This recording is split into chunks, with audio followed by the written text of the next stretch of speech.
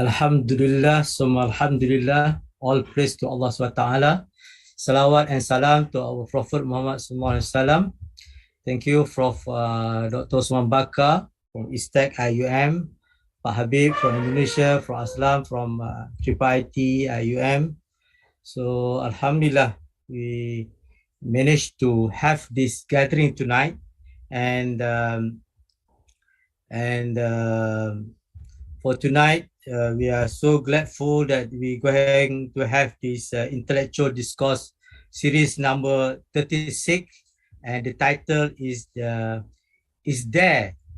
an Islamic philosophy of technology? I repeat, is there an Islamic philosophy of technology? And Prof. Osman Bakar told me, purposely he put question mark. So we're going to know why it's a question mark.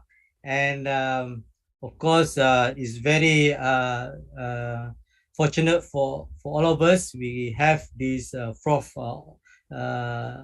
Distinguished scholars, Professor Osman Bakar. Before I'm going to invite him, I would like to introduce him. Introduce to the audience who are our scholars tonight. Prof. Osman Bakar, a doctorate in Islamic philosophy from Temple Universities, Philadelphia, United States, is currently holder of al-Ghazali Chair of Epistemology and Civilizational Studies and Renewal at ISTEC IIUM.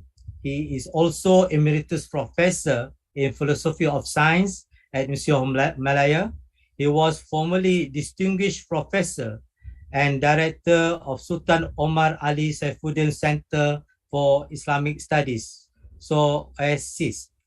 Universities Brunei Darussalam. Professor Osman was also formerly Malaysia Chair of Islam in Southeast Asia at Prince Talal Al-Walid Center for Muslim Christian Understanding, Georgetown University, Washington, D.C., and Deputy Vice Chancellor, Academic and Research at University of Malaya.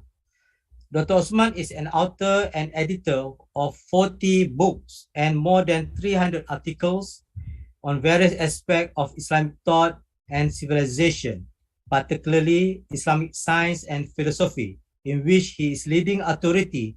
His most well-known books are Classification of Knowledge in Islam 1992 and Tawhid and Science 1992. His latest books are titled Al-Farabi, Life, Work and Significance 2018, New Second Edition, and Colonialism in the Malay Archipelago, Civilizational Encounters, edition 2020, has been named among the 500 most influential Muslims in the world since 2009. He was made a Datuk in 1994 by Sultan Pahang and Datuk by the King in year 2000. As a footnote, I also want to introduce Professor Osman Bakar. Is a young Malay active in Islamic movement way back 1974 to 1976.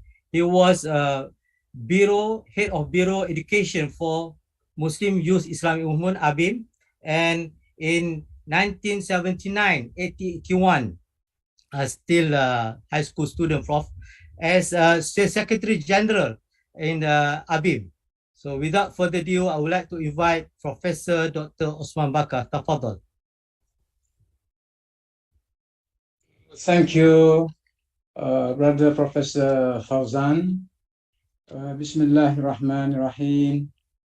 Alhamdulillah Rabbil Alameen. Wassalatu wassalamu ala ashrafil anbiya wa mursalin Sayyidina Muhammadin wa ala alihi wa sahbihi ajma'in. Assalamu alaikum wa rahmatullahi wa barakatuh. And a very good evening and a good day those elsewhere. First of all, before I proceed, is my voice quite audible? Yes, loud and clear. All right, thank you very much. So thank you, Professor Fauzan, for inviting me to this particular series of the lecture in the series, as he mentioned, about the topics is in the form of question mark. When I first received the invitation from him to speak at the event tonight, he gave the title, I think, Science and Technology and Islam. I decided to change it because I think I've talked a lot of times already about science and Islam.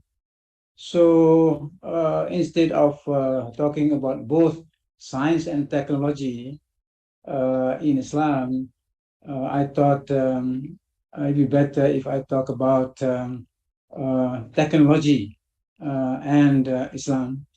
And since although the subject of technology and Islam has been talked about also by some people, not much, I thought that why don't I go into something even rarer still? And why not I talk about the subject of philosophy, Islamic philosophy of technology, but with a question mark. And I noticed that the first time Professor Fauzan circulated the e-poster for this, I think there were some reactions from people said, and is the topic correct? Because it's sort of question mark. No? I never thought in my life on a topic which is in question mark. This is the first time. So some people want to know why the topic is in the question mark. So I prepared a little, a few slides, to guide me for my presentation tonight. Okay, let me.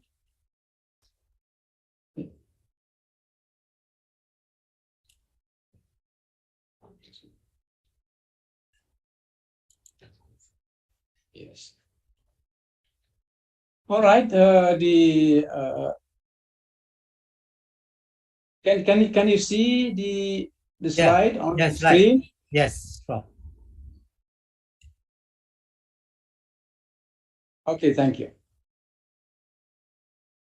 As a kind of introductory remarks, so the title, why the question mark? Is there an Islamic philosophy of technology? Question mark. Actually, there are several reasons in my mind why I thought I wanted to put that in the question mark. And these some of the reasons here. Some of the reasons. The first important reason is that there is a very scanty literature on philosophy of technology, whether Islamic or generally speaking. In fact, I'm making this statement based on observations made by scholars of the subject, even by some philosophers of technology. They all agree that, relatively speaking, very scanty literature on a philosophy of technology, especially, of course, Islamic philosophy of technology.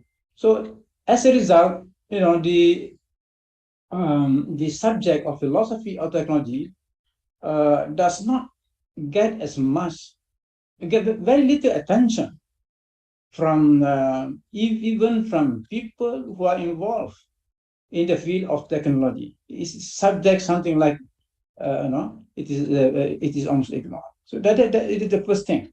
It's very scanty literature. Now, talking about literature on technology in Islam or technology in Islamic civilization, we do have some works on history of technology in Islamic civilization, or what some call history of Islamic technology. But you can count on your fingers. How many really? What we do have is some works on history of Islamic technology. Especially I mentioned in particular because this is important works. Some of you, most of you know, this work by Professor Salim Al-Hassani, who is a good friend of mine.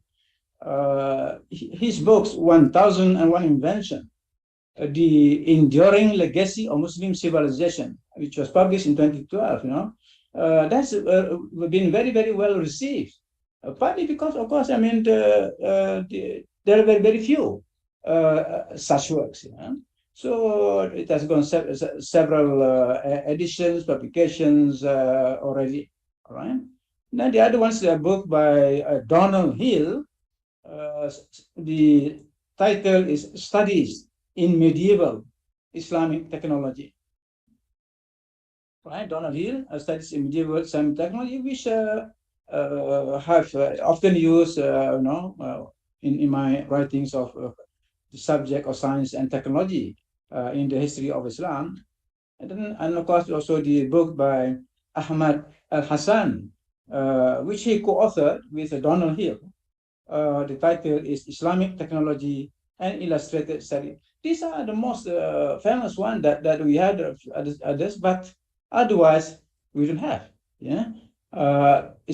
We do slightly better on the subject of history of science, Islamic science, or philosophy of Islamic philosophy of science.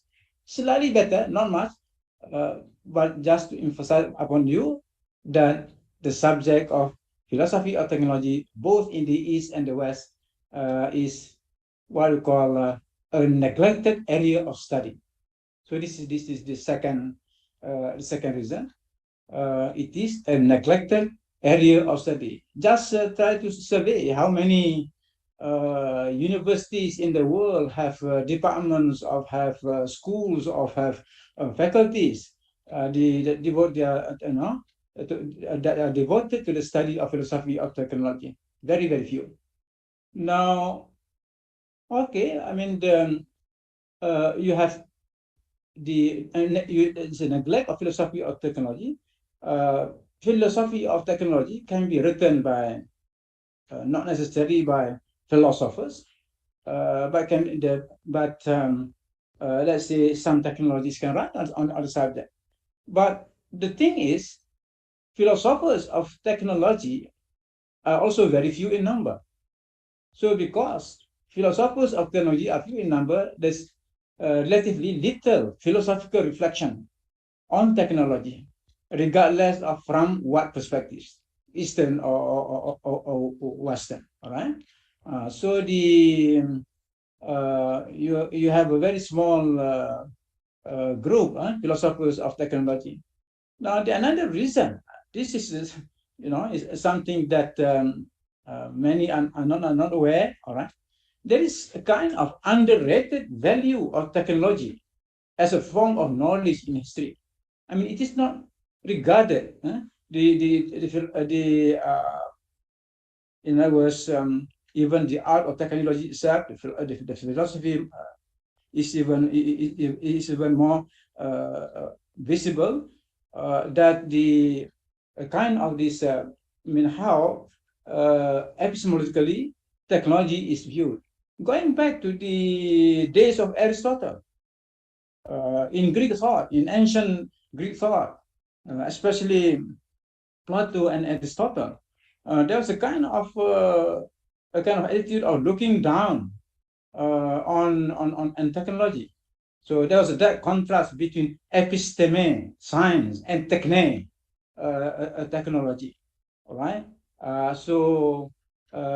It's kind that the model of the intellectual, the model of the philosopher is with regard to theoretical intellect, with not practical intellect, with regard to not technology, which they call productive knowledge. Yes, productive knowledge, but it's a third category.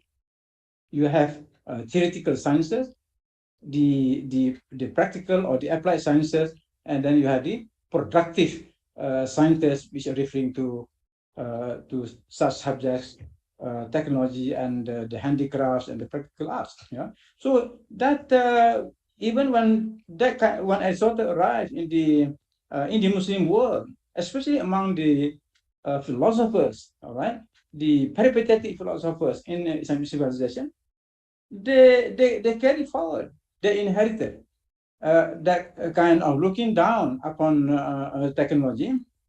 We don't need the only thing is that in Islam, what in a sense saves technology, what in a sense elevated appreciation of technology was the Sharia. So something which even Al-Farabi did, if you read the works of Al-Farabi, for example, he mentioned clearly that technology is a means to happiness. In his theory of happiness, a society cannot attain happiness without technology. So technology is one of the means to happiness. So that pushes forward the value of technology. But in general, people look down upon that. Another important reason is that in the case of the practical arts, in the case of the technical subject, in the past, the masters in the field, they don't write textbooks. Basically, textbooks were not written on technology, on philosophy of technology. They were only working textbooks, meaning the masters or the students.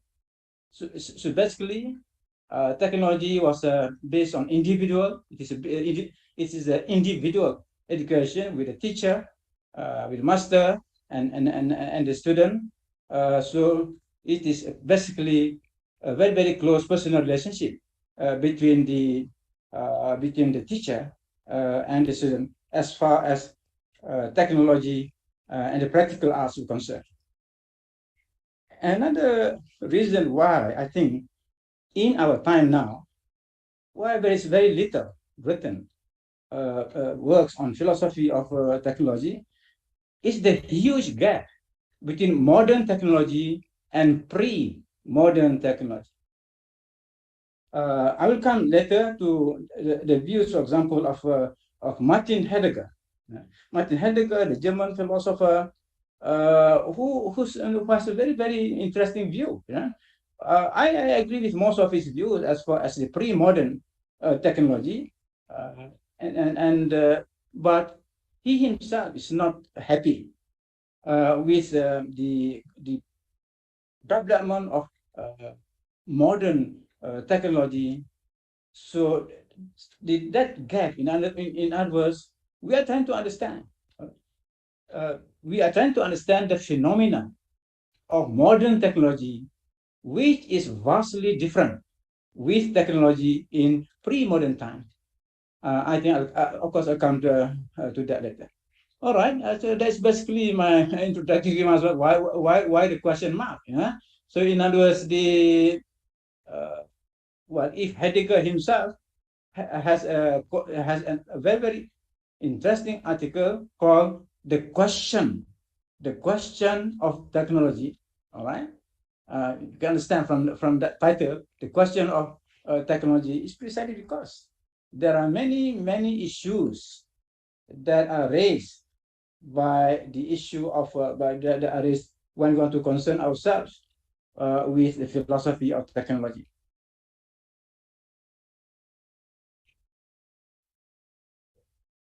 Okay, let's go back to the next slide now. So for the time being, let's say that, okay, I mean, the question is still not answered, but we are going to answer it in due course. But first of all, let us try to situate ourselves as far as the subject is concerned. Let me, before going to the Islamic perspectives on technology or Islamic philosophy of technology, just look at the Western perspective first, because we cannot deny that in modern times, technology is basically the product of the Western mind or the Western hand, and they dominated it, right? So it's good for us all right, to see if their discussion can be of any guide to us Muslims who want to understand philosophy of technology from the Islamic perspective.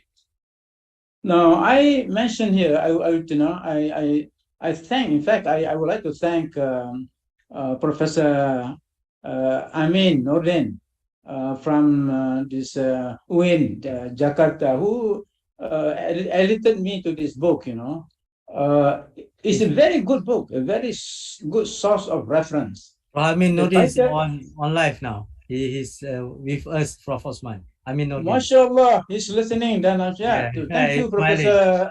Professor Amin. I mean, you have given me a very, very precious, a precious gift. The philosophy of technology, the technological condition, and ontology. Now, this work is edited by Robert Schraff and Val Dussel, both of whom are also philosophers of technology. I just want to spend a few minutes on this book. Surely, I think Professor Fauzan, I don't know whether you have read this, but at least there is one chapter there on the technology and cyberspace, and it's for you, technology and cyberspace. Huh? But it's a really good book because you have here a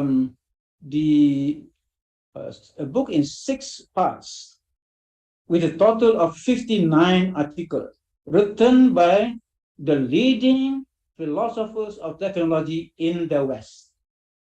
Of course, that 59 articles include in the historical background Plato and Aristotle, and in the Middle Ages you have this Francis Bacon and others, and of course there is a very famous scholar of technology, Lynn White Jr., who is also quite well versed with the technology, Islamic technology in medieval Islam.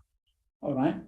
So I benefited from this, and of course, I think we're going to talk about the philosophy of technology from the Western perspective. Then this book is useful. All right. I just want to add to that, but just to add some of the articles and the essays that I find very useful in order to talk about the Islamic perspective on technology, because there are so many meeting points. In other words, there are several papers which are very close in terms of their views and position to the Islamic perspective. All right. For example, in part 2, there is a article with the title "The Task of a Philosophy of Technology." So, if you are interested in formulating a philosophy of technology, what's the point? I mean, in what way that it will serve the humankind? So they talk about the task of a philosophy of technology. Then some good chapters. Of course, some of you may have heard of Jacques Ellul. This on his article on the aims of a philosophy of technology. On the aims of a philosophy of technology, and there's another one in that part by Hans Jonas, Toward a Philosophy of Technology. I think the philosophy of technology from his point of view is not established. It is quite interesting thing. It's not established, but we are moving, and we can come up something. It's toward a philosophy of technology. And there's a whole part on defining technology. What is the definition of technology? As technologists, how to define technology? We all use it, but can we define it? And there's a very important part on Heidegger on technology. Just one part devoted to his thought.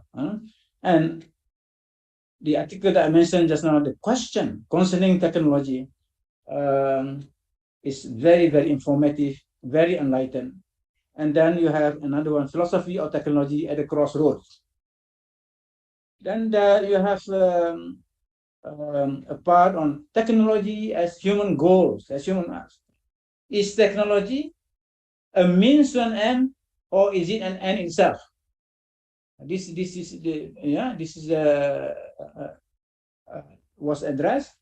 And is it, are human beings makers, or are they mere tool users? Well, I would say they are both. They are both makers and tool users.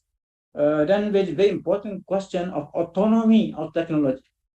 In discussing the difference between pre-modern and modern technology, of course, the issue is technology autonomous?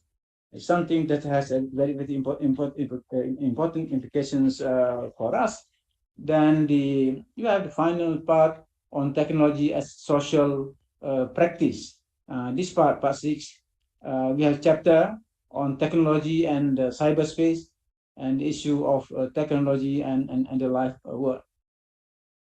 Now, I just going to say about that, to talk about the book, but my conclusion about the book, it is of good value to Muslim scientists and technologists who are interested in issues of Islamization and integration of philosophy of modern technology.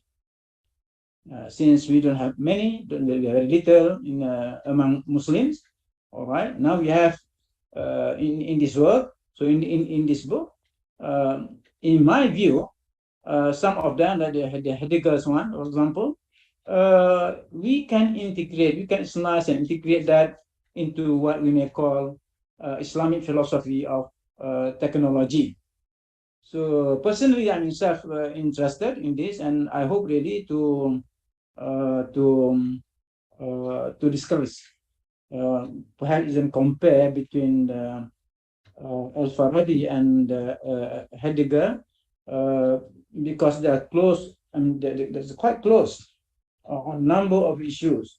So as part of a special case study on how we can integrate into the Islamic philosophy of technology, a work like the ones written by Martin Heidegger, right? But of course, the Heidegger has issues with modern technology, but I will come to that. I come to that, inshallah.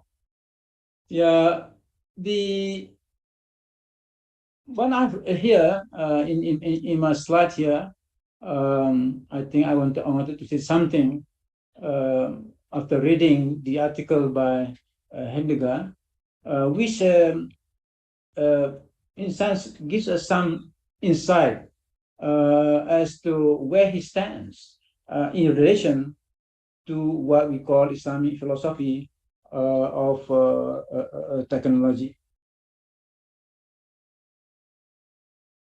First, I think this is quite interesting. He is of the view that technology is a mode of revealing truth. A mode of revealing truth. So technology, in his view, is not something that is separated from the concept of truth. So, or the view that technology has nothing to do with truth. In fact, the statement is his own words. Yeah, technology is a mode of revealing truth.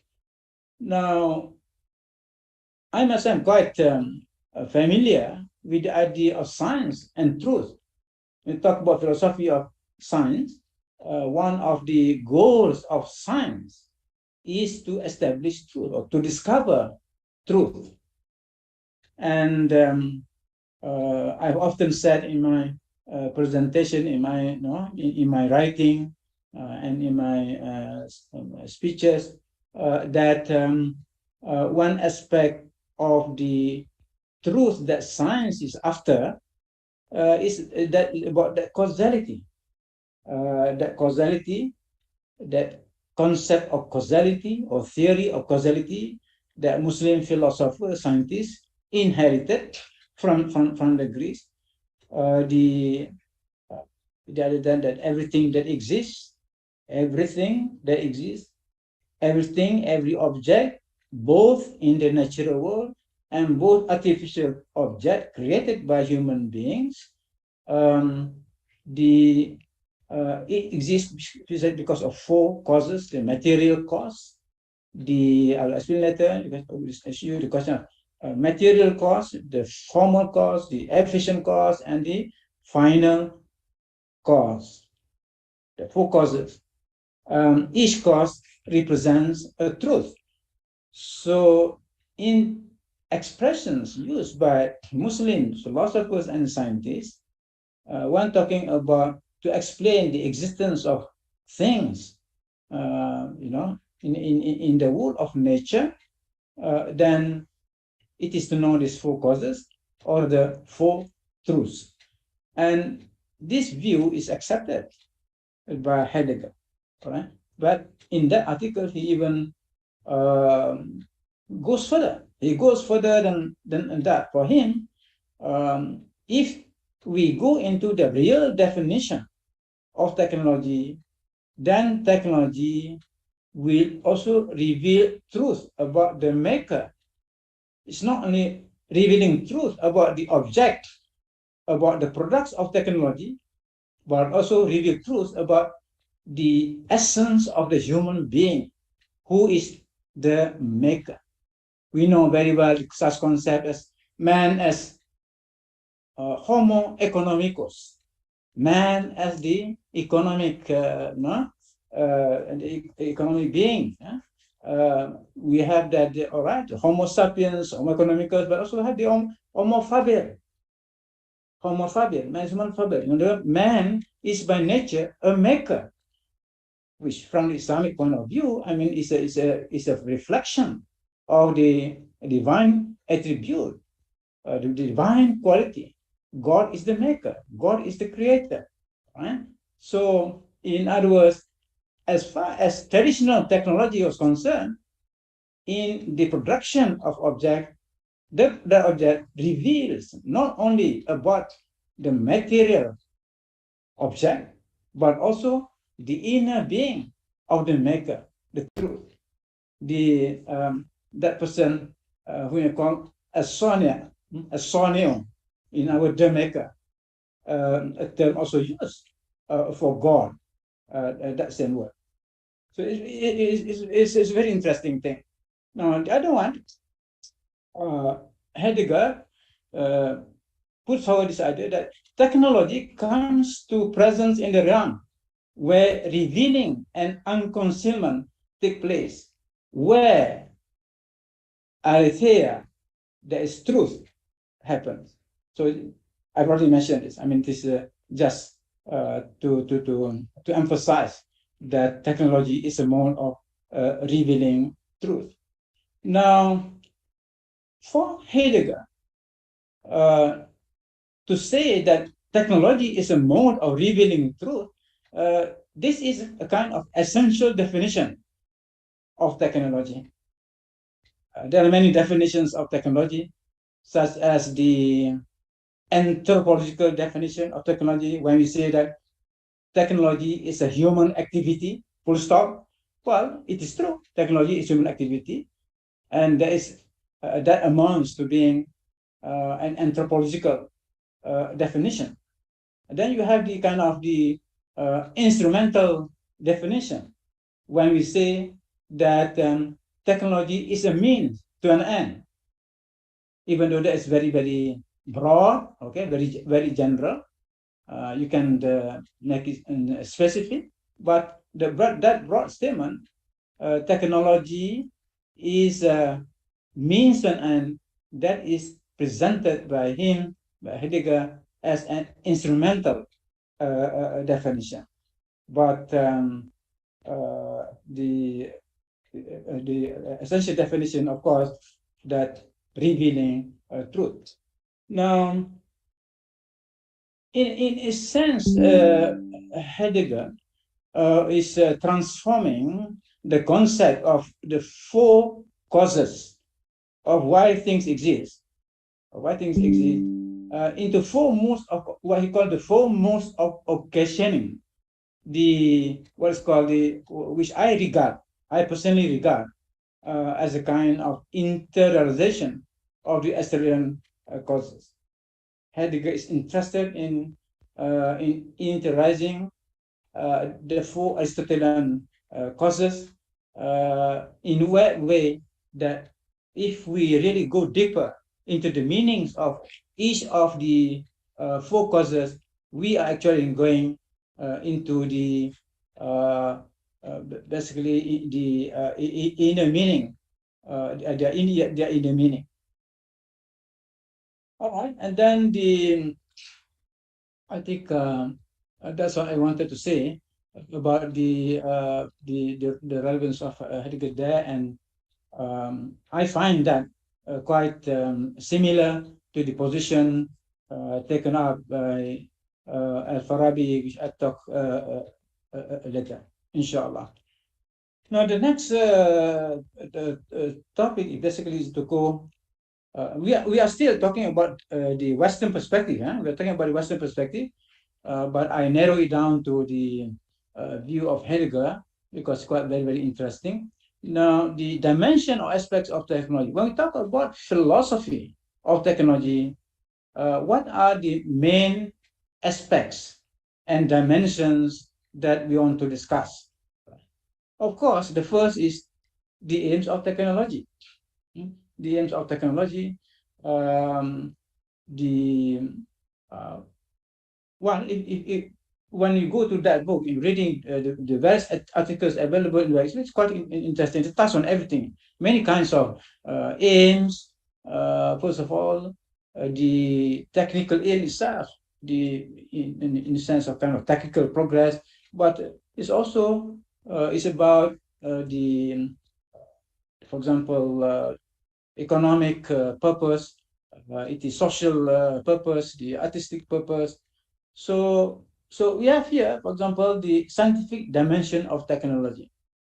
Yes, so in others, one of the aims of technology is to study about the scientific progress that results from technology, especially in the case of modern technology, right? In the case of modern technology, the intertwining of science and technology is becoming closer and closer, tighter and tighter. Whereas in pre-modern, you see a kind of science and technology being two different things, although overlapping, but not exactly the same. The science and technology were taking two different paths. But as I said, there was overlapping, right?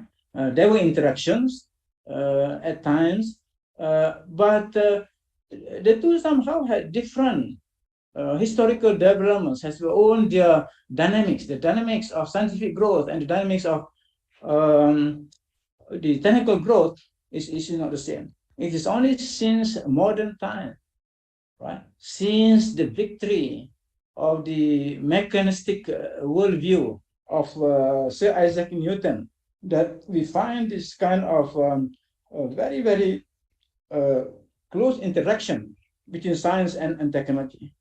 Is to the extent that in our times now, I mean, it is very close. It's one serves the other. The interdependence of science and technology is very close, not like before. We cannot talk anymore, really, now in contemporary time about a separate development of science and technology. The two represent two faces of the same of the same entity. They interact, they are interdependent, they influence each other. So there's a case to the point that now, as pointed by Heidegger, we are talking now about not individual kinds of products of technology. We are talking about a system. Technology has become a system. Technology is a kind of a network, which has very serious implications for Islamic knowledge, precisely because in the past, is very in a sense that there is such a thing as Sharia's position on technology. The question of what is halal and haram, what is mubah, what is good and not. Since technology is not a kind of a collection of objects, but a system, a network, then it requires different approaches. How to deal, whether that is good or not for the ummah, for example. I'll come to that inshallah.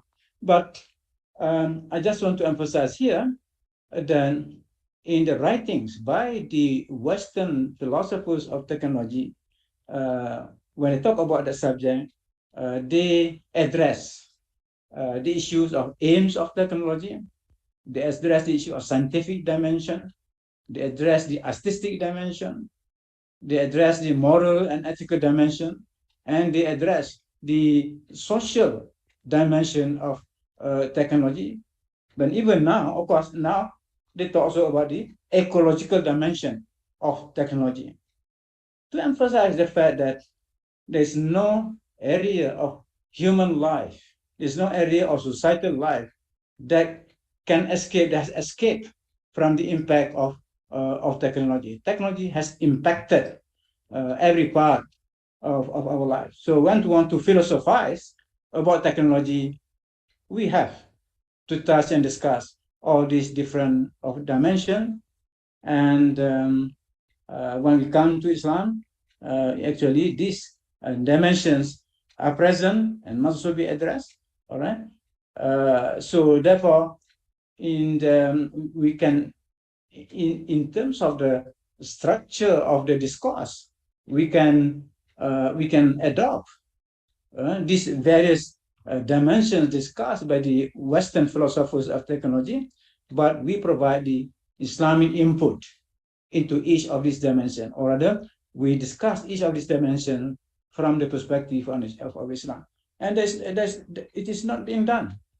It is not really, it is something which is very important, but I'm sad to say that there are very, very few writings on the subject. But the kind of writing that looks at the whole from all these dimensions in an integrated manner, that is something that we're still waiting for.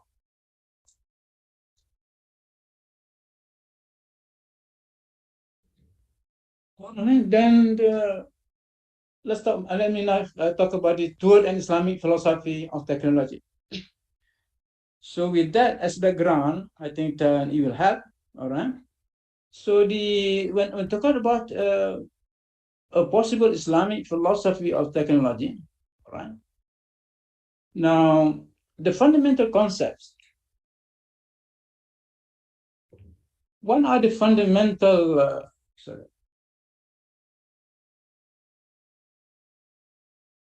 Sorry, I missed just now. I think the dimension of technology Islamic, yes.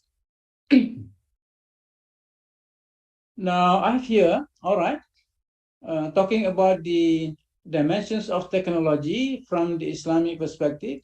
I go here to definition of technology by Al-Farabi. Al-Farabi came more than 1,000 years before Heidegger. Heidegger is very knowledgeable about the Aristotelian tradition. I don't know whether he read any works by Al-Farabi, because Al-Farabi has many works translated into Latin. He was known in the Latin world as Farabius, all right? And Al-Farabi is one of the Muslim, for example, a Muslim philosopher who wrote something about technology, provide also definition of technology. So his definition is derived from the Aristotelian theory of causality, the four types of causes. So I said here, Aristotelian theory of causality serve as the basis of Islamic definition of technology, because that causality is about basically explanation of how objects come into being. So that therefore applies also the making of objects, the process of making. In fact, all right, what are the different aspects that had to be taken into account when we talk about the existence of, especially the existence of artificial object, the product produced by a human being. Now, I provide here, I rewrite the definition of technology based on the Al-Farabi here. I paraphrase it. Technology is the production of objects from available material sources by innovative and skilled means in order to achieve certain ends. This is the definition of technology which I derive from Al-Farabi's discussion of the four types of causes. You can refer this to his book, Ihsa al-Ulum, this enumeration of the sciences, where he discussed this. So, as for the material cause, right, we use the word allati anha, right? That from which, which referring to the material cause. In other words, if we want to produce, say, a table, why does the table exist? The table exists because, first of all, there is the material cause. The material from which that table is made, we can say wood. The material cause is wood because it is from wood that the table is made. So, allati anha. Now, it is interesting that Al-Farabi used the same word to refer to the efficient cause, allati anha, which in other words, this is the agent, the maker that produced that. So, in this case, an example of the table, we have the carpenter. The carpenter is the efficient cause. All right? Now, in Arabic, you have also from mean, but here it is not mean, but and her. Now, there is a subtle difference between mean and, because in the case of anha, so that refers to kind of, you are bringing out something new out of that. All right. So in the case, in analysis from wood, and you want to produce a table, something has to come out, first of all, from that material object in order to become a new object. But something also has to come from the mind of the maker, which we normally forget. We forget about what is that thing which you want to bring out from the mind of the maker, of the carpenter, to put into that object. So this is very important because it's going to apply to every form of a technological product. How to apply this definition based on these discourses? How to apply them to every artificial object as something which is different from natural object. We're not talking about man-made object. So there is an aspect of so in other words, the maker is a very important part of technology, not to forget that. And then of course so that efficient cost is the producer, the maker, and the Arabic words al-Farabi use as sania, the maker, and then you have the formal cost. The formal cost referring to the shape, where some knowledge of geometry, because geometry deal with form. So allati biha, basically that by which allati biha. So referring here to the concept of means. What Heidegger called define what they call instrumental definition of technology. Technology is a means to an end, but here, of course, Farabi referring to the concept of formal cause. Formal here referring to both, therefore referring to both scientific and artistic content of the knowledge of that technology. And final cause, the purpose for which the table is made.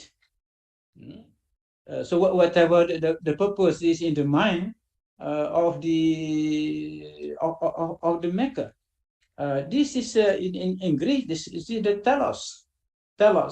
So which is now referring to the theological definition of technology. So technology, in other words, what do you call it? The cause, the final cause, the telos, the purpose for which that thing. Now, this is a very, very interesting thing. And I'm glad that Heidegger and Farabi here, they concur. Now, in our days, all right, all this have been discarded. In science, the Austrian causality is no longer in use. At first, they removed, earlier, right? Out of these four, they took out two. So what remains there's no final cost, and there's no efficient cost. So what remains is the material cost and the formal cost. So the first step of removing the concept of truth from science was to remove 2 out of 4. But even now that people don't talk anymore about the idea of causes. But in technology, all right, basically it's very difficult. If you try to remove this, especially the efficient cost and the formal cost and the final cost. So I think that this is very, very interesting phenomenon. I don't know whether you think much about it. Nowadays, a lot of people have become atheists, talk about atheism. Atheism is science. Many argue that science is one of the reasons why people have become atheists. But very, very few makers of objects, very, very few technologists are atheists. More scientists than technologists are atheists. Why? Well, think about it. Yeah, precisely because there's certain confluence of ideas, with the idea of the maker, the idea of when you want to create something, certain things from is present. Things cannot just come into being like that, right? So precisely because in science you deal with ideas, you may be able to think that some of these ideas are relevant. But in the world of making objects, these ideas are there. Yeah? You cannot deny the purposive nature of the activity of technology. Yes, that's why Heidegger now said the problem with modern technology now, these ideas of causality, in a sense, sacrifice, a sacrifice because technology has become impersonal. It has become impersonal because you have, as a result of this, what we call machine-powered technology. So man has lost control of modern technology. Man has become, the technology has become impersonalized, impersonal. All right, so this, I mentioned this because I want to relate that in Islam, and this idea of Arabi goes well with the with Heidegger, or the Heidegger lives in our times in the 20th. He lived in the 20th century. So despite that big time difference, I think they concur in terms of these ideas about of causality. So I again repeat here the dimensions of technology, which an Islamic philosophy of technology must deal with. The same thing, except two. So as far as aims of technology, scientific dimension of technology, artistic dimension of technology, moral and ethical dimension of technology, social dimension of technology, ecological dimension of technology, which I found all discussed in the book that I was talking about, but not the two other dimensions that were paid, that were given much emphasis in classical Islam. One is the aesthetic dimension of technology, aesthetic dimension, although Heidegger mentioned a line referring to beauty in relation to technology, the aesthetic dimension, but in Islamic philosophy of technology, that is important. Beauty, the dimension of beauty in technology. So if you look at the 1001 inventions of the book, Mr. Salim, then you cannot fail to see that the importance of aesthetic. So if you look at all the scientific instruments, the making of scientific instruments in classical Islam, you can see how this utility and beauty were combined. So the instruments, the astrolabe, the astronomical instruments, the surgical instruments produced by Abul Qasim Az-Zahrawi in Andalusia, how beautiful surgical instruments in instruments. So the evidence is very clear. Aesthetics was an important dimension of technology, but modern technology does not pay attention to that, pay attention only to the issue of utility and functionality. And there's another one also which is not mentioned in the book, in the Western perspective. In Islam, we had the theological dimension of technology.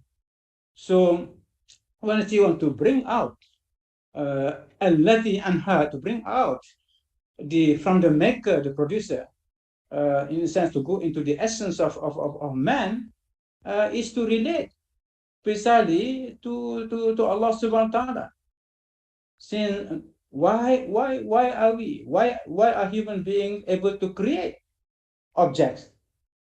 Why is man a creator in the first place? Man is a creator in the first place because he is an image of God, the creator. If God is not the creator, man will not be a creator. So that connection between human activity and divine quality was something very, very, very important to Islam. It's called the theological dimension of technology. So towards an Islamic philosophy of technology, then I think based on the discussions that we already have, I think we are aware basically the fundamental concepts that must enter into the discussion of this philosophy. I just summarize here in five fundamental concepts. First, the truth of technology, the truth that Heidegger was talking about. Technology is to reveal certain truths. And the first, of course, what is contained in the definition of technology as given by Al-Farabi, right? That you can talk, of course, the concept of environmental and ecological health. That is very important, especially in the definition of technology, the material cause, which means that the various the materials, the sources from which the objects are created by technology. So talking about natural resources natural objects, and as far as the Muslim mind is concerned, these natural objects are created by Allah subhanahu wa ta'ala. Nature has been subjected to use by human beings to produce many things, but what they call the concept of Sahara, in other words, God has subjected the natural world for man's use. We are given as vicegerents of Allah, as Khalifa of Allah. We use that, but we use that with a responsibility, sense of responsibility, because the technology that we produce, that we use, should not be detrimental to the environment. In fact, we should preserve environmental and ecological health. So it's a different kind of philosophy with regard to the usage of the material objects that are needed in technological activities. Now, we are talking even in a bigger context, ecological health. We are talking here about not just simply the immediate environment, but about the relationship between the different parts of the natural world. We are talking about here biophysical ecology. So in what way will our technological activities affect the ecological relationships? First level is the biophysical ecology. Then the next level is the built environment ecology. Another level, of course, is the cultural ecology, or what we call human ecology. Now, of course, from the Islamic point of view, the idea of social justice, the concept of technology and social justice is very important. What is the purpose? What is the aim of technology? It is to ensure that social justice prevails. By social justice here, I mean also economic, so socio-economic justice. Of course, that those who read, for example, the economic philosophy of Karl Marx and so on, the question of the relation between technology and means of production. And we are using technology, of course, is more and more being used for that purpose. But the kind of technology today that is produced is the kind of, in a sense, that will not guarantee social justice, because certain people, certain groups monopolize the wealth, wealth through the control of means of production, which is basically technology. Whoever controls technology controls wealth, and that will only deepen the problem of social injustice. Then, of course, you have the ethics of technology. And here, in the case of Islam, Sharia is the ethics, is the source of ethics of technology. It's a very close connection between technology and the Sharia. All right. it is very important, a very important subject here. All right? The ethics of technology, a lot of unethical, kinds of conduct prevail in technology, precisely because ethics is no longer the main consideration. And then, of course, the question of very important: why does Islam, what's the purpose of technology? Islam is to solve human problems, solving the real human problems, not the problems of a few people, not the problems of the rich, not the problems of the small group people, but it is technology for the majority. And when we talk about what's the meaning of technical progress, so technical progress, one of the meaning is precisely it is because it contributes to the solution of human problems. Now, my last point here before I end, I think by now you should be able to see.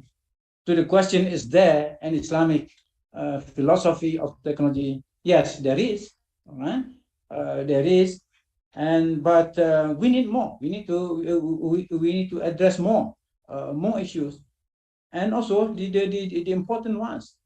So I have two last points here. First, we must come up with a Sharia framework for technology. Therefore, I'm talking about, I use the word Sharia here. It's not Sharia as popularly understood by in Muslim society, but Sharia as that embodiment of principles, right? That teachings revealed by Allah subhanahu wa ta'ala, the Sharia which Allah gave to every prophet. And of course, the Islamic Sharia, the Sharia that was given, that was revealed in the Quran to the Prophet Muhammad sallallahu alaihi wasallam, that is Sharia in the most complete, in the complete form. And I'm saying that Sharia is relevant to the kind of philosophy or technology that we want to have, how to moderate the kind of technology that we have, how to make sure that the technology you have is really for the good of humanity.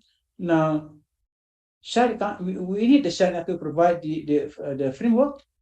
So I want to emphasize here 2 points. First, technology must be seen as the servant of the Sharia and its maqasid. There's a beautiful work by David King.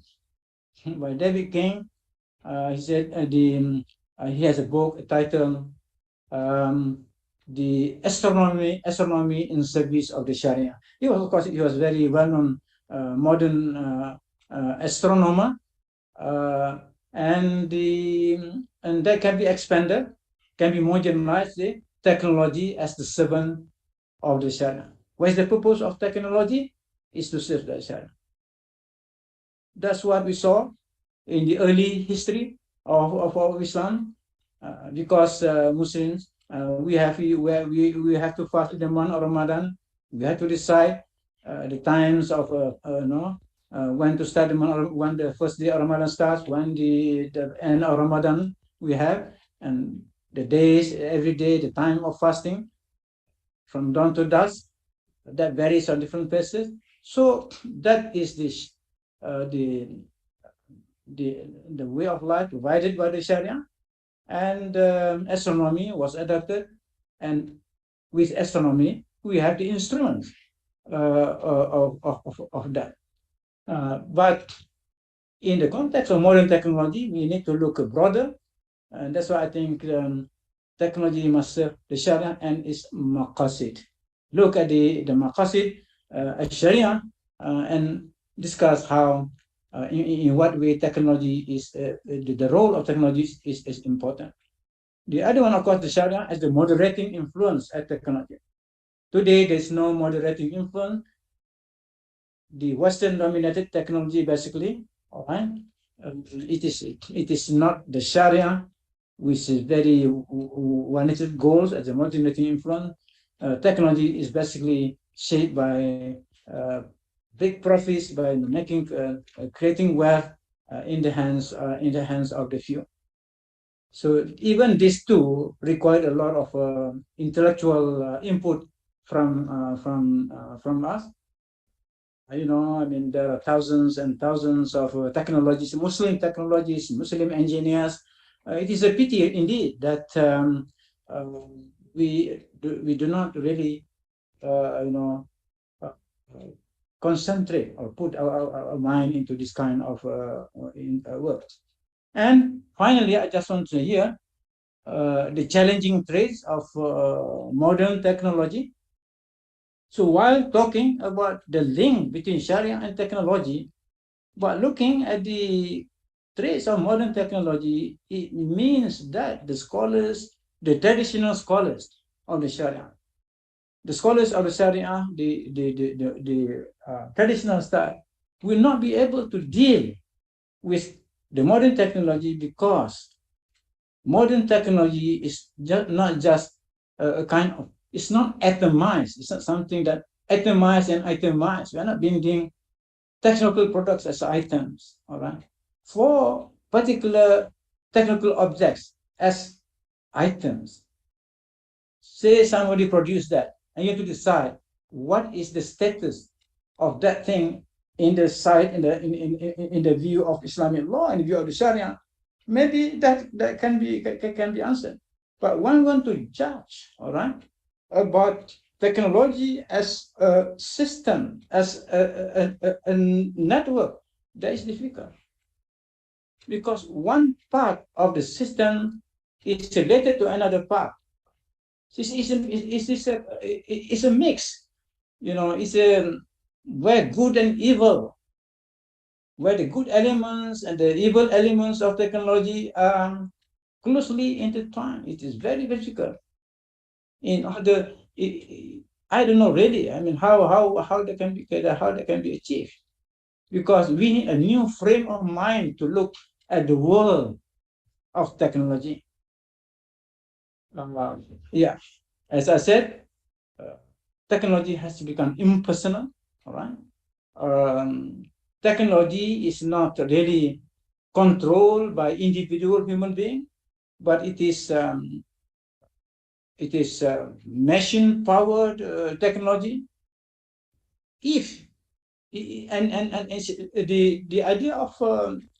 the idea of modern war itself, the nuclear war, it's become impersonal. It's impersonal. We don't know really who pushed the button, all right? So it's basically we have lost control. Human beings have lost control of the machines, of the technology. They have control.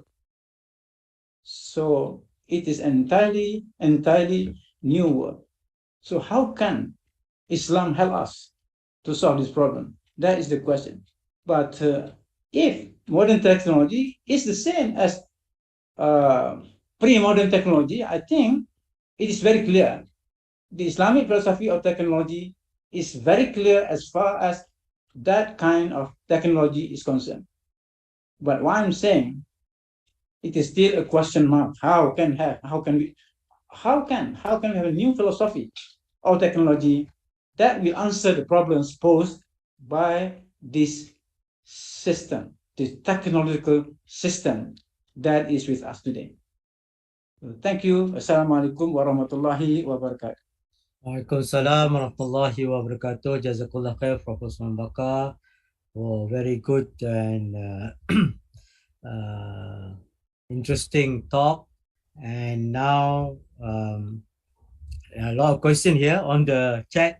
Even there are pre-discussion about Imam Ghazali and so on. And maybe we can stop sharing for Osman. The slide. Okay. Maybe I'm going to open the floor for those who raise their hand, or okay, you can switch on your mic and just start the question. Then I will go to the chat room. But I will give the priority for those who want to ask Prof. Osman Bakar live straight to him. Pak Habib or Pak Amin Noordin or Dr. Ahmad Lubis, Brother Shahran, Prof. Aslam, or anybody. You just raise your hand and we will ask you to unmute. Anybody, or while waiting for Pak Habib. Yeah, first question from Pak Habib. Tafadhal ya Pak Habib. Then Dr. Ahmad. Assalamualaikum warahmatullahi. Thank you, Brother Professor Fauzan, and I would like to express my sincere thanks and gratitude to Professor Osman Bakar for his enlightenment. I really enjoyed the lecture, and I would be happy if you could kindly also elaborate further on this toward an Islamic philosophy of technology. You mentioned about the fundamental concepts of the truth of technology and the environmental and ecological health is the current problem after the COVID.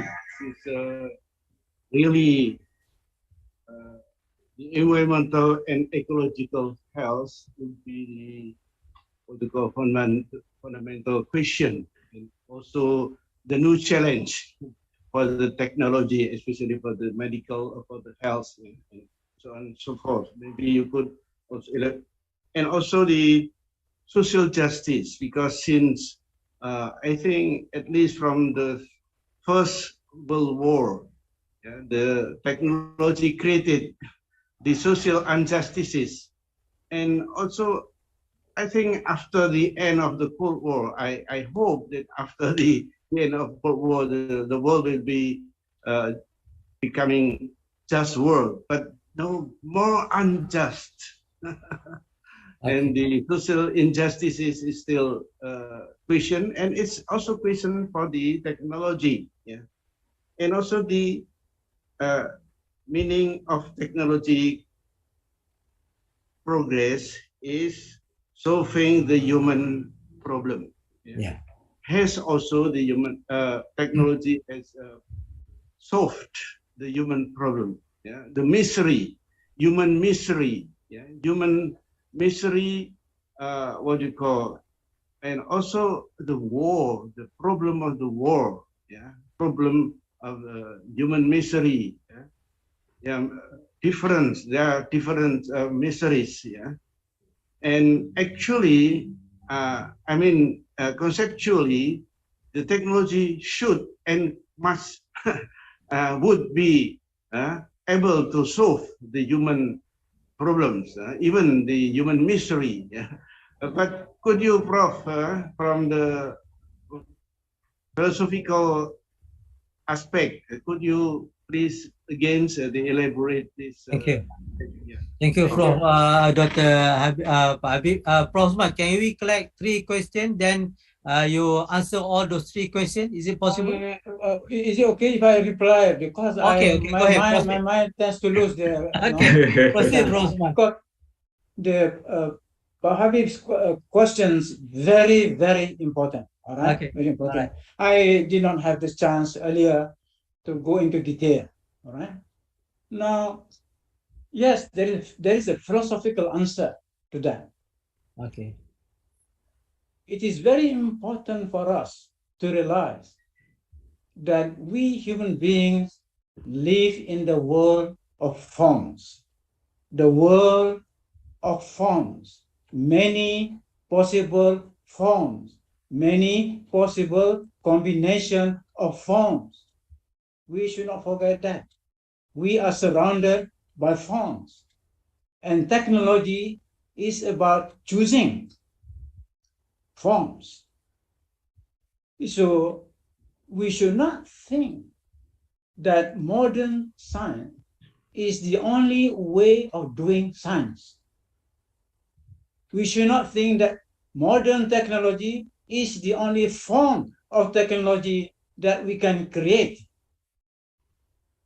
It is the people who want to control us through technology that they will decide for us what kind of technology that we should have.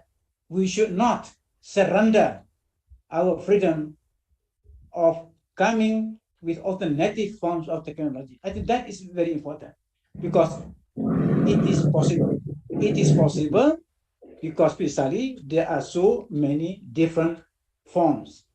In fact, the forms are infinite. It is up to our genius, to our mind, to decide which kind of technology would be good for our economic activities. Right? Which kind of technology would be good for our agriculture, for our farming? Which kind of technology would be good for even our medicine, and so on. So I think that's why, I mean, it's very important for us just to bear that in mind. So I think our philosophy, as far as Islam is concerned, our Islamic worldview is concerned, our conception of life, what is Islamic life, what Islamic way of life, what are the objectives of the Sharia, why Allah revealed the Sharia, all right? So if we bear that in mind, then of course, we will also come to think of new means of doing things, of solving a problem, including technology.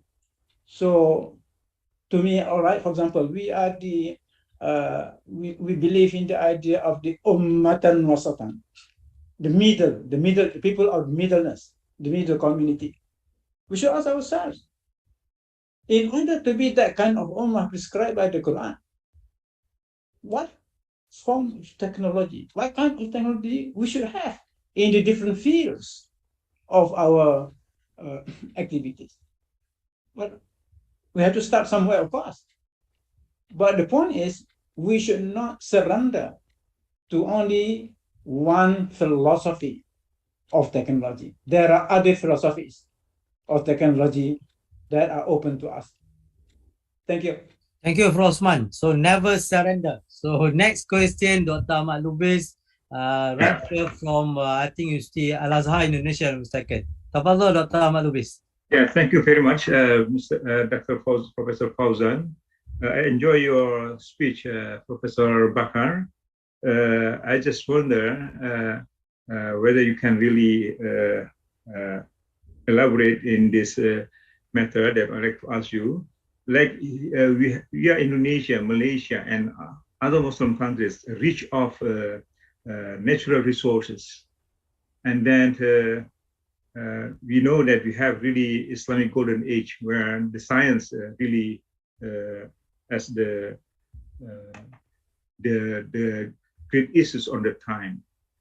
Maybe you can explain about the lesson learned that we can really transform from the Islamic golden age experience in order to really motivate our young generations towards looking at how to really build this young generation and the scientific capabilities in order to really manage the resources from wherever they stay, their countries, in order to make this, I mean, to bring this Islamic values through the societies in terms of the scientific knowledge. And then what is the lesson learned also from the golden age, Islamic golden age, to really bring Islamic values in the multicultural societies? This is really important, especially for Indonesia right now. The multicultural aspect is really important for Indonesia at this moment, probably in Malaysia too, and some other Muslim countries, in order to make the Islam is not the things that people are afraid of, but Islam is the things that people really wants to have. Especially, for example, there is a phenomena in our Sharia bankings, yeah, especially for, in one of the Sharia bankings, Danamon Sharia, for example, they introduced wakaf way, and then our friends from non-Muslims really, when they know the Wakaf principles, a lot of non-Muslim really wants to join this method. So this is about our weaknesses and not able to deliver the message in a good way, especially for this kind of Zoom area. Should be this is really important for the Muslims to deliver the message to the world. Thank you very much. Thank you, Dr. Osman. Thank you, Pak.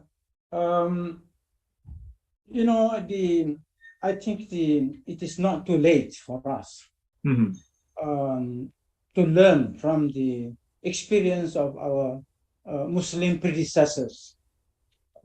Say in the 2nd century or 3rd century, after the Muslim empire has expanded to different continents, you know, they have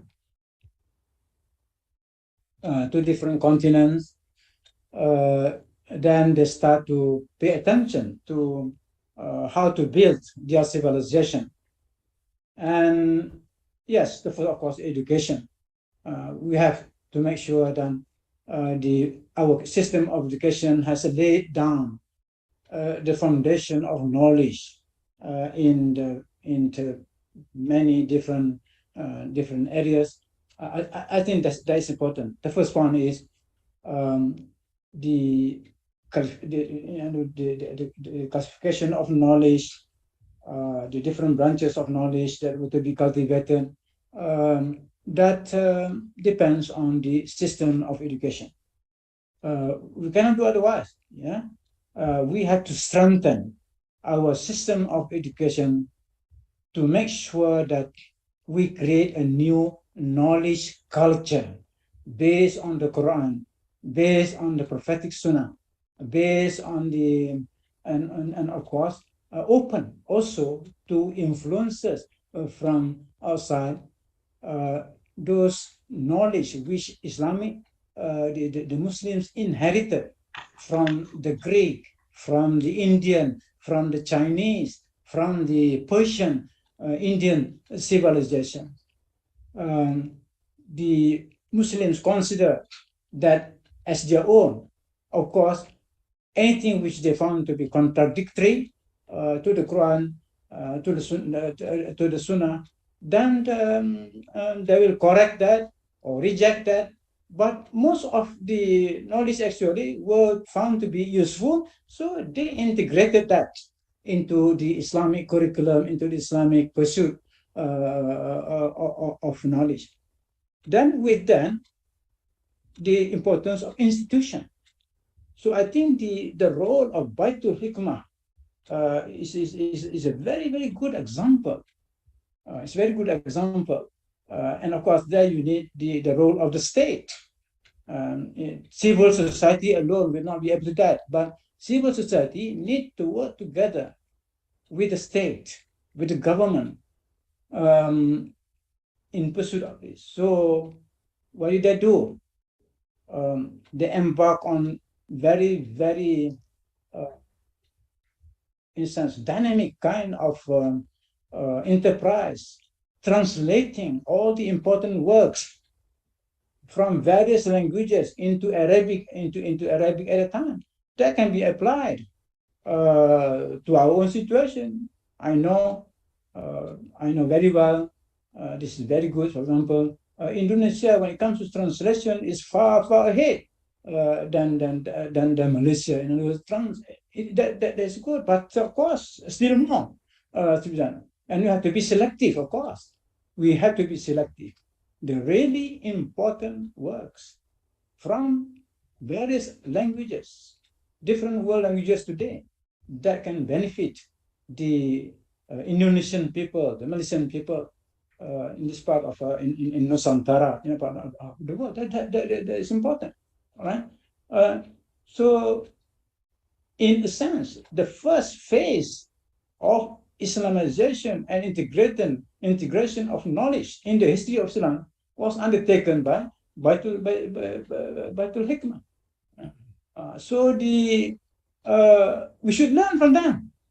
Yeah. Don't think that we are the first to undertake this Islamization integration. No, we are not the first. A grander project was taking place during the Abbasid the period, Harun al-Rashid, Ma'mun, and so on. So that's the role of institution. So I think, of course, in the Baitul Hikmah, philosophy was welcome. So there should be a change of minds, our mindset, because there are still many Muslims who oppose philosophy. Whereas philosophy is very, very important to the progress of knowledge. Very important to the question posed by Brother Habib, for example. All right? How can we come up with new ideas about technology, for example? How can we come up with philosophy or technology if we ignore philosophy? All right? But philosophy is needed in education, in economics, in politics. Practically, every area of our endeavor needs a philosophical input. So I think that's my response. Yeah. Thank you, Prof. Osman. Yeah, we have another question, Brother Noordin. The next, Muhammad Mubarak Habib Muhammad. Tafadhal, Brother Noordin, your question, please. Prof. Fauzan. Assalamualaikum, Prof. Osman Bakar. Nice to see you again. Alhamdulillah. I have three questions, Prof. First is I want to know what's your opinion about green technology? It is enough from Islamic perspective? That's my first question. And the second is to this idea of Islamic philosophy of technology have a parallel with the idea of Islamization of technology. This is the same thing. And the third, I want to know about your explanation about Heidegger. Can you explain further about whether Heidegger differentiate between art and technology in the term of revealing the truth? Maybe that's my question. Thank you, Professor. Thank you. The first part of the question said green technology. Green technology. Yeah. Green technology. It is enough, Prof. From Islamic perspective. Green technology. Green. Yes. Yeah, green technology. Teknologi hijau itu. Okay. How do you find your green technology? Because how can I respond if I don't know your own definition? What is green technology? For example, green car, green product, like something like this, Prof. It's sustainable development. Huh? Sustainable development technology. Sustainable development technology. Yeah. Right. Okay. Basically, it's alternative technology. Alternative technology. Yeah. Yeah. Well, basically, I think there are two questions from you, Brother Noordin. One is about green technology. The other one is about given to Heidegger, any difference between art and technology. All right. Now let's say this first with the green technology. You know, there are many words that have been used by critics of modern technology. This is called mega kind of technology that has such a negative impact on the environment, and of course the war technology, which is the very opposite of green technology. As long as there are wars, and with sophisticated weapons, all right, the weapons of mass destruction, then the there remains for humanity to look for alternative technology. So this alternative technology has been known at different points of time, at different points of period in history under different name. In the early 1970s, for example, when the Club of Rome was set up in response to at that time in the 1970s, the concern that our natural world, our Earth, will be depleted of resources. So the book came out, the Club of Rome, The Limits to Growth, and therefore related to that also was suggestion that we need to go for kind of intermediate technology, soft technology. So all that kind of name, basically what these scientists, scholars, the ordinary people would like to see a technology that is intermediate, that is wasatiyah, if I put that word in character, to meet the needs of the great majority of human beings. But it remains suggestion. Nothing came out, and I'm sure the attempt to find one will continue. So my hope that as Muslims, as the Ummah is producing more and more scientists and technologies, we come to sense our own senses. I mean, to our own wisdom. Look for the wisdom in our Islamic tradition when it comes to technology. I think this is a very important idea in the past that was obeyed by the scientists, technologists at the time. Is this idea that every part of the Muslim world, every part of the Ummah has its own uniqueness, has its own specialty in terms of resources, and of course in terms of the forces of nature. But Islamic technology, the idea of technology, depends on the ability to understand the kind of natural forces that are at work in our own region, how to turn those forces into our favor, right? So if Al-Marhum, Pa Habibi wanted to use this kind of industry, how to turn winds, which are plenty in your area, into forces, into sources of energy. That is the kind of example, the kind of mindset that we should have. Never think that we live in an area that God has given us nothing. Don't think that oil is the only thing. So that is important, to understand that God has distributed his natural wealth in a certain way. The thing that we think of no value, maybe with the right scientific and theological thinking, we can find the users, inshallah. So, but the concept, all right, now green is the need.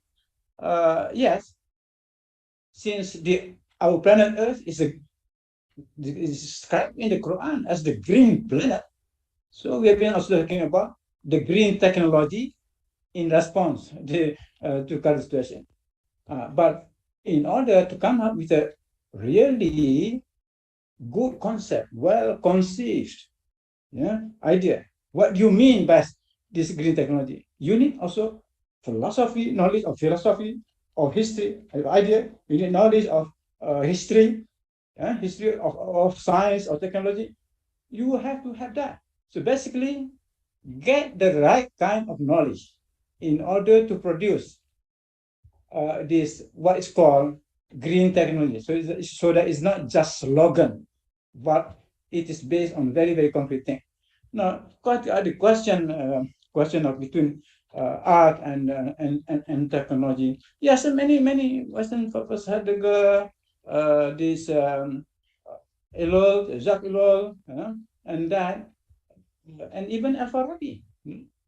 Yeah, talks about what is science, what is art, what is the practical art, what is the technique, the technical sciences. But the point is, what I'm talking here now is technology. And I've defined already. I've given Al-Farabi's definition, which in a sense they present an Islamic definition. Yeah, we are producing new objects from available material sources in our own country. Yeah, all right. We have many available resources. How to convert those resources into new objects, and how the means? Well, as I said, we have to have innovative mind, skill, right? Indonesians are very well known. The Malays are well known to be very, very artistic people, right? That is the genius. I used to call the Malay genius, the Malay Indonesian genius is the artistic genius, which can be converted into technological assets, inshallah. That's God's gift to the Malay Indonesian ethnicity. Thank you. Thank you, Prof. Osman. I would like to invite question from sisters, anyone volunteer, because we have brothers. Can you volunteer to ask question from sisters? Then I will come back to Brother Mubarak and Saiful Brother Arif. And Brother Osman, what time we should stop? now almost 10 o'clock. Yes, sir. I don't know, it's supposed to be 10 o'clock. Yeah. Yeah. Okay, can we start 10:15? Okay, inshallah. Okay, inshallah. So, because no sisters, no taker from sister side, I would like to invite Brother Muhammad Mubarak to unmute and ask question. Tafadhal Muhammad Mubarak, then Brother Saiful. Thank you very much, Prof. Fauzan. Assalamualaikum, Prof. Osman. Afwan, I cannot start my video because it's disabled by the host. Afwan for that. Okay, you can start now. Okay, all right. Thank you, Prof. Just a very quick question. As you have mentioned just now that we need to look for an alternative form of technology in whichever field that we are in. So if I were to put it in the field that I'm in, which is in the field of education, and the area of specialization is in pedagogy, what kind of things that we need to consider apart from what you have mentioned to us in terms of when you have to come up with a philosophy of technology, the aims and all that. When you talk about pedagogy and e-pedagogy with the ICT tools that is coming in, how do we move forward right now in embedding ICT-enabled pedagogy within an Islamic philosophy of pedagogy? Yeah. Thank you. Prof. Osman, can we ask for Saiful or Brother Saiful, or you want to answer straight? Okay, Brother Saiful. Okay, Brother Saiful, your question, please. Thank you. I'm very proud from East Indonesia, Prof, to having you in this forum. My name is Saiful Arif. I come from Sulawesi in the same region with Professor Habibi. Okay. Please give me opportunity to ask you in Bahasa Melayu, Prof. Sila, dipersilakan. Prof, I hear a lot of you lectures in YouTube channel and another Zoom meeting. I have a great intention to take your ijazah from Sayyid Hussein Nasser. To a lot of audience in these forums, Prof. Because I heard that you complete PhD thesis with the supervision with Professor Hussein Nasser. Yeah. Pertanyaan saya, Prof, di Indonesia ini sekarang sedang ada kelangkaan bahan kebutuhan palm oil atau minyak kelapa sawit. Berkenaan tadi tentang green technology, sebenarnya apakah pemanfaatan kelapa sawit untuk kebutuhan dapur itu bukan terkesan kemubaziran dalam perspektif Islam? Dan bagaimana pendapat Profesor sendiri berkenaan penggunaan kelapa sawit sebagai alternatif pengganti bensin atau bensin sebagai tenaga penggerak kendaraan di Indonesia yang sekarang digalakkan oleh pemerintah Indonesia.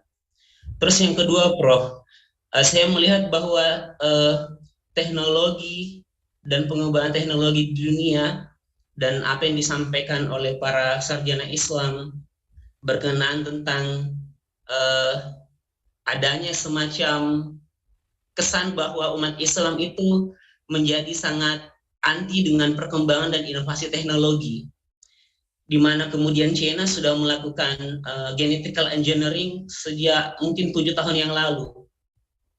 Dan saya yakin bahwa di masa yang akan datang kita akan mendapatkan tantangan yang besar dengan apa yang disebut sebagai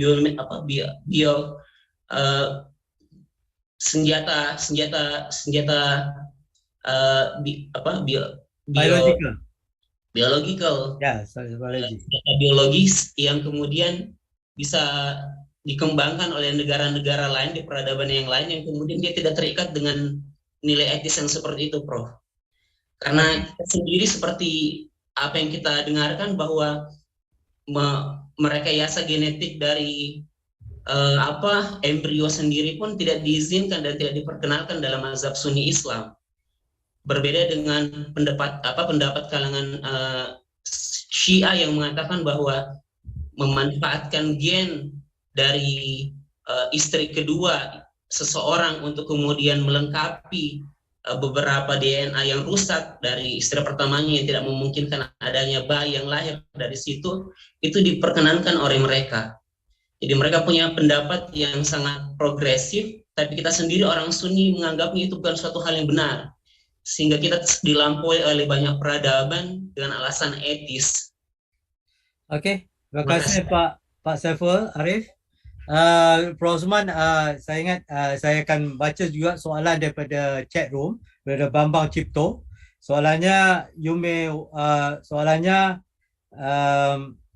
question is that is the Imam Ghazali, the rejection of philosophy could be a cause of decline in technology in Muslim civilization. So this is one of the question. Dan saya rasa mungkin saya pun sudah Pak saya pun bicara bahasa Melayu, saya pun sudah mix up between the bahasa Melayu and bahasa Inggeris. Maybe you can answer all those 3 questions and wrap up and our discussion tonight. Tafadhal Prof Osman. Okay, thank you, Prof. First, Brother Mubarak. Now, the question of pedagogy, basically the use of certain educational tools. So basically, the question is in the area of educational technology, which has been growing. Well, in principle, we have no objection to the use of educational tools as means of enhancing education of pedagogy. You know, in the past, there were technical objects that were originally produced not by Muslims but were produced in the Roman Empire, for example, by the Romans. So that applies also in China. In the case of Muslims, learn from the chemical technology of the Chinese.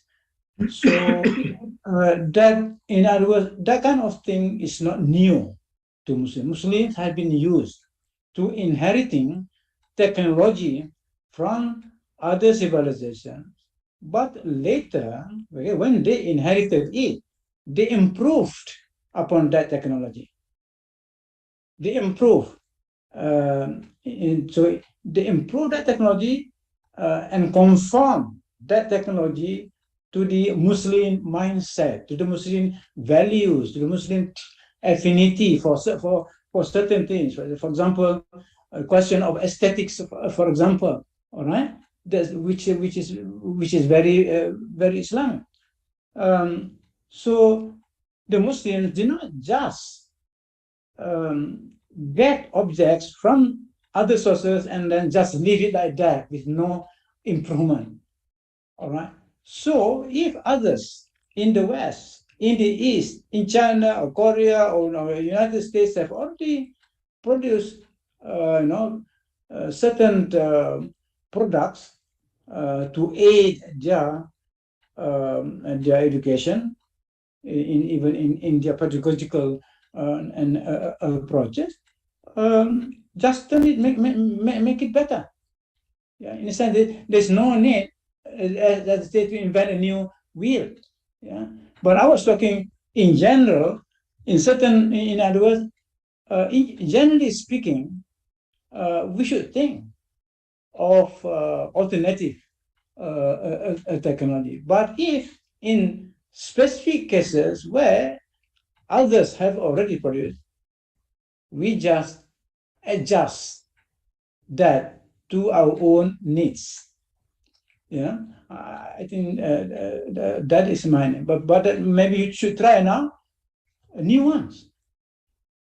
Yeah, new pedagogical tools in accordance with our own belief system. That is possible. In other, precisely because we have a different attitude, different mindset, different approaches to pedagogy, we want to try our own, to create our own. We always bear in mind that we are not the same like anybody else in everything. We are different in everything. We think that we have better ideas, but it's just that we do not transform those ideas into practical forms. I think that's basically my response to that. Now, the other one, Brother Saiful, yeah? Basically, two questions, yeah? But the question of this sectarian thing, I think it's not the place for us when we talk about technology. When you talk about, let's say, the alternative Islamic technology, that would, if believe in the universality of scientific ideas, of technical ideas, it must be based on something that will be accepted by all schools of thought. You can even just say to see of a Sunni technology and Shiite technology and so on. I mean, that's not the case. Yeah. The question, your first question was very, very important about how, precisely because, let's say now, before, I remember a long time ago, there was a kind of war, the kind of, this is important for us to observe, to be very, very careful, because we live in a world in which there's a lot of hostility, a lot of, the people who want to dominate, all right, and therefore who will use all kinds of dirty tricks, including using falsifying science and technology. We are not that kind of people. We are Muslims. We are committed to principles, remember many years ago, the United States, for example, to discourage the use of for Muslim countries like Malaysia to Indonesia to export coconut oil, for example. So there was a campaign to discredit the coconut oil, saying that this coconut oil will bring a lot of side effects and so on. It's not good. But now, of course, it's all different. They change, yeah. So, but they use science at that time, yeah. They use their so-called scientific research to discredit all that. That we have always to bear in mind. When we become stronger, when we are able to sell our product, and then there will be attempts from certain quarters in order to stop that. And therefore, very, very important for Muslim countries to work together in our part of the world. Okay, I mean, we have, we should not allow our boundaries to, in how to insist to lead us to the wrong kind of competition between us, because we share so many natural products, yeah, in our region. So instead of unnecessary enmity, competition, we should work together. We should work together to in research, in scientific research, in technological production, all right?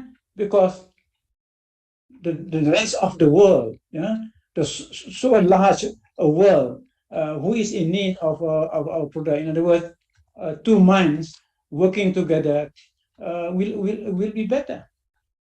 God has given our part of the world with so many kinds of natural resources. So whether it is coconut trees or it is oil palm, all right, in other words, practically every part of the tree is useful for certain things. That is God's gift to us. Yeah?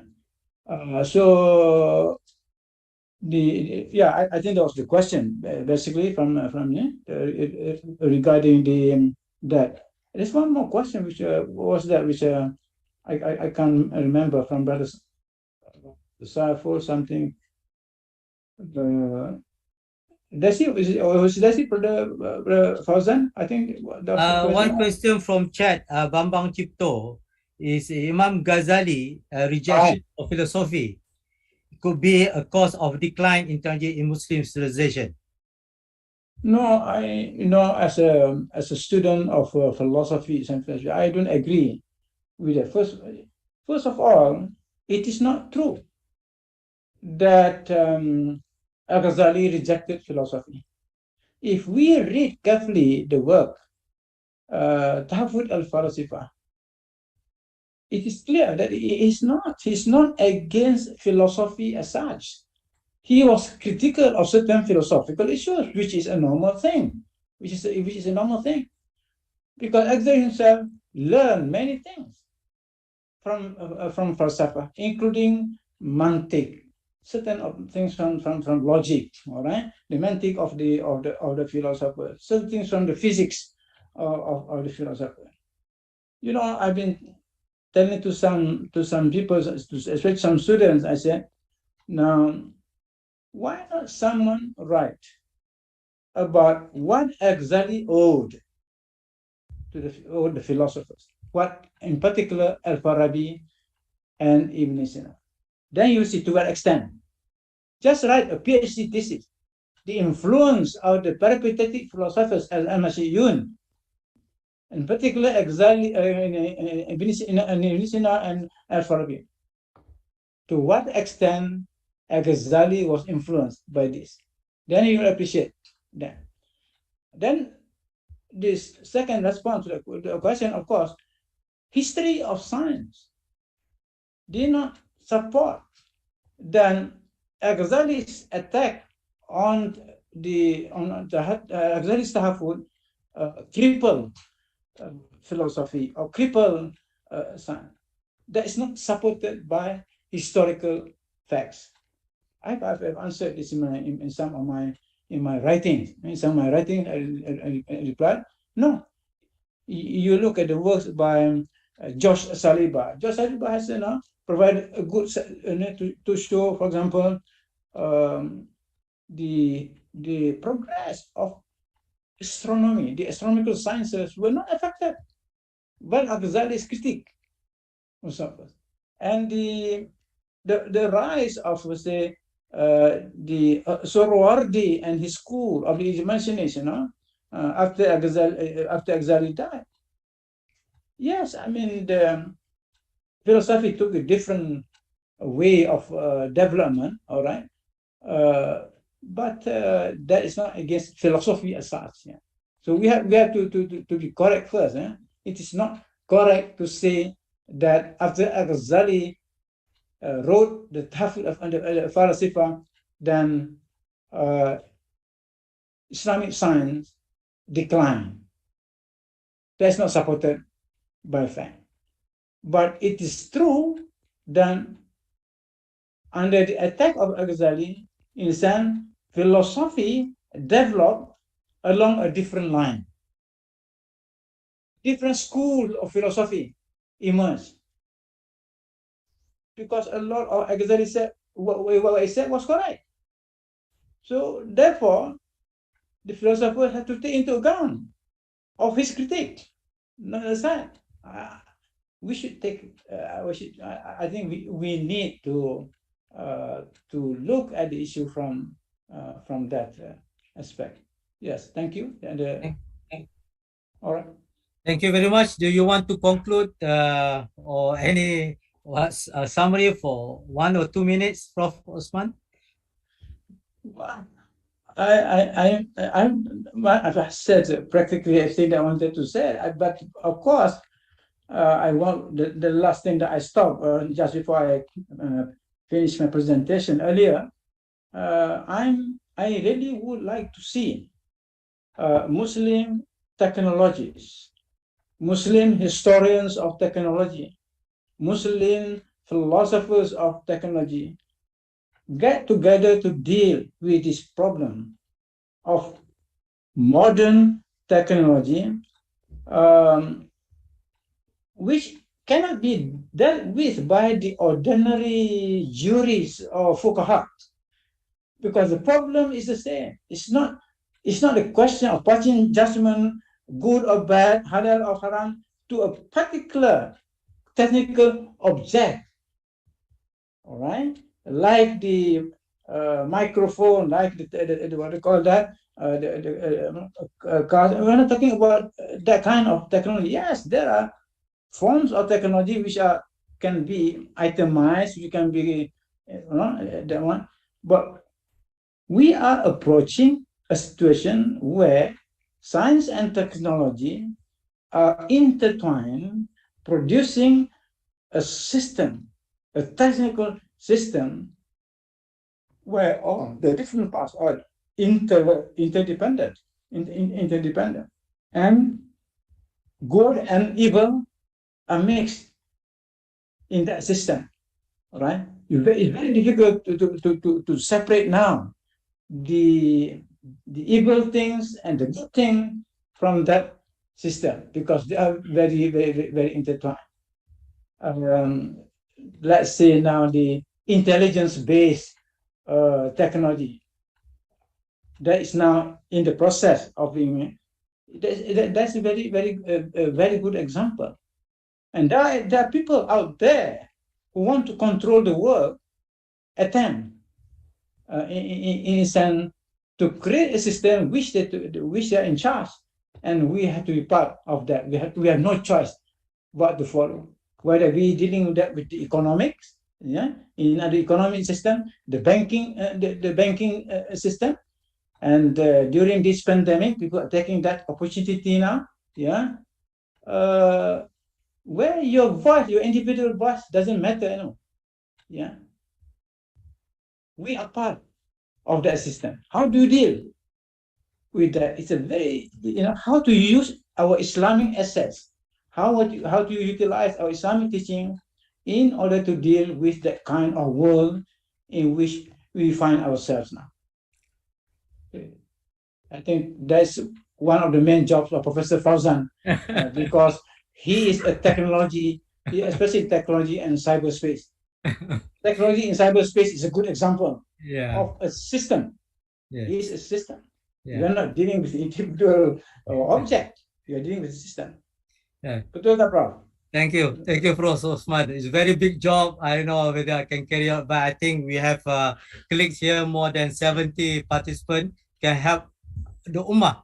And I think, I believe that our discussion tonight is not going to end by this 10:22. It's more than 2 hours. Sorry, Prof. I promised you 2 hours. Now more than 22 minutes, 2 hours, 22 minutes. But I think we all of us agree we should invite you again to discuss the Sharia framework, not just technology, but how about artificial intelligence? Sharia framework for deep learning, Sharia framework from deep fake.